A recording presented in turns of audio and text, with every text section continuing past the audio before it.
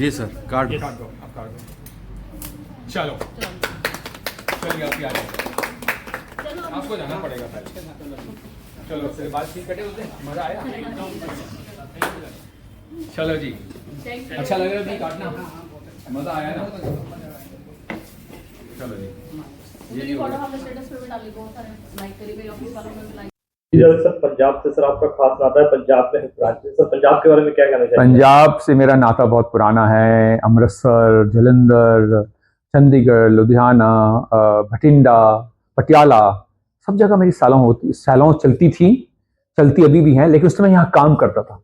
तो मतलब मुझे बनाने के अंदर पंजाब का एक बहुत बड़ा रोल है, जहाँ मैंने ट्राई किया कि मैं हर इंसान के बाल काट पाऊँ, जो जो पॉसिबल है कर कराना चाहता है। तो आई थिंक पंजाब एक ऐसी स्टेट है जहाँ सबसे पहले फैशन आया। देखो यहाँ जो एनआरआई कल्चर है ना, यहाँ फैशन बहुत पहले आता था। देखो हर फैमिली का एक आदमी बाहर रहता है, तो ये पंजाब का मेरा नाता, अफकोर्स मेरी वाइफ भी पंजाब से, तो नाता मेरा कुछ ज्यादा स्ट्रॉन्ग बन चुका है। सर आपने कटिंग की बात करी और आज के डेट में देखा जाए ना कि 10 में से 7 या 8 क्लाइंट के हेयर फॉल बहुत ज्यादा समस्या है। हेयर फॉल होता है, ज्ञान नहीं है। हेयर फॉल होता है, अंधविश्वास है। हेयर फॉल होता है, आजकल कॉस्मेटिक बहुत ज्यादा है, हेयर फॉल उसकी वजह से भी हो सकता है। देखो किसी को ये नहीं पता कि कौन सी कॉस्मेटिक यूज करे। इस चक्कर में क्या होता है, वो ट्राई माइंड में चलता है, वो ट्राई करता रहता है और उसकी वजह से उसके बाल टूटते हैं।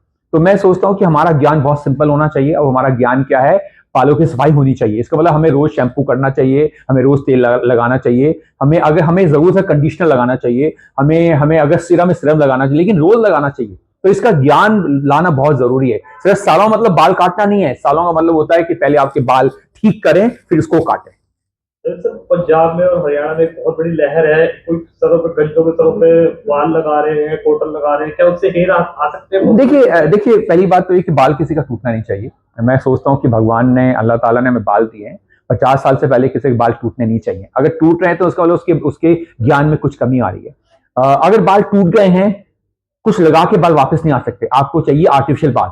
अब उसके दो चीजें हो सकती हैं, या तो आपके पास पैसा है तो आप ट्रांसप्लांट करा लीजिए, या पैचेस लगा सकते हैं।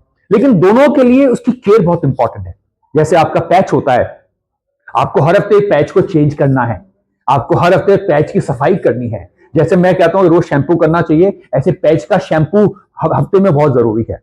अगर आप ट्रांसप्लांट पे जाते हैं, आपको बहुत ज्यादा मेहनत करनी पड़ेगी आपको उसको, क्योंकि अगर आपने 50 बाल लगाए हैं, उसमें से 25 बाल निकल जाएंगे, तो जो 25 बचे हैं उसको कैसे मेंटेन करें, बिकॉज वो नेचुरल बाल है नहीं, वो आर्टिफिशियल बाल है। ऑफकोर्स विद द टाइम वो नेचुरल बाल बनने वाले। तो हमारे जो पैचेस होते हैं, हमारे जो एक्सटेंशन होते हैं, हमारे जो ट्रांसप्लांट होता है, इसकी केयर पे, इसकी जो हेयर केयर है ना, वो ज्यादा इंपॉर्टेंट है देन नेचुरल हेयर। सर अपना कहते हैं वेदर चेंज हो रहा है और आने वाले टाइम में होली भी आ रही है, इसके लिए हमारे व्यूअर्स को आप क्या सलाह देंगे? होली एक ऐसा फेस्टिवल है जिसके अंदर हम किसी को मना नहीं कर सकते। हम कुछ भी बोलें, हम किसी को मना नहीं कर सकते। तो आपकी स्किन, आपके बाल खराब होने के चांसेस ज्यादा हैं। तो मैं क्या बोलता हूं कि जब भी आप होली खेलने जा रहे हैं, पहले बाल गीले करना जरूरी है। उसके बाद में आप लगा लो तेल, या आप लगा लीजिए कंडीशनर, या आप लोग लगा लीजिए सिरम।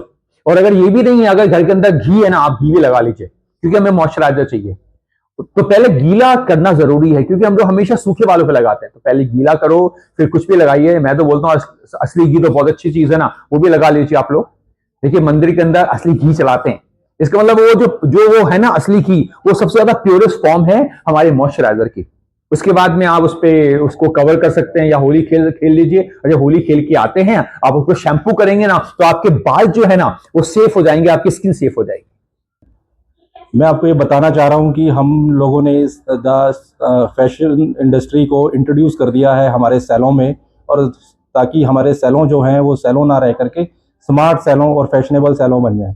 इस सैलों की जो खास बात है, उसके अंदर हम अपने कॉस्मेटिक प्रोडक्ट को इंट्रोड्यूस कर चुके हैं। हम बहुत सारी एडिशनल सर्विसेज को ऐड ऑन कर चुके हैं, जैसे कि हमारी ब्यूटी, हमारे कॉस्मेटिक, हमारा नेल आर्ट और सारे फैशनेबल चीज़ें हम इसके अंदर इंट्रोड्यूस कर चुके हैं।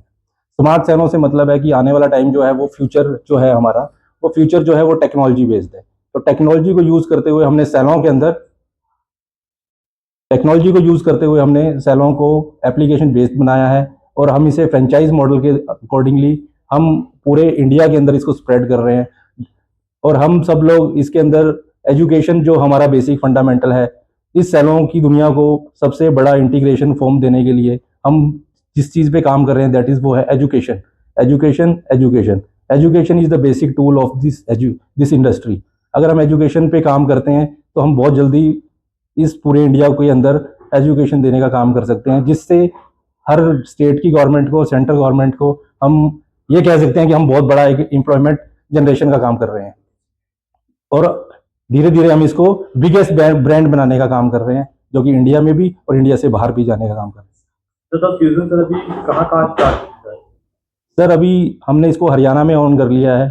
लास्ट वीक हमने हरियाणा में एक ग्रैंड ओपनिंग की थी। अभी हमने पंजाब के अंदर भी एक ओपनिंग की है। आज भी हमने एक ओपनिंग की है 15 फरवरी 2025। तो लगातार एक हफ्ते का भी गैप पड़ नहीं रहा है हमें।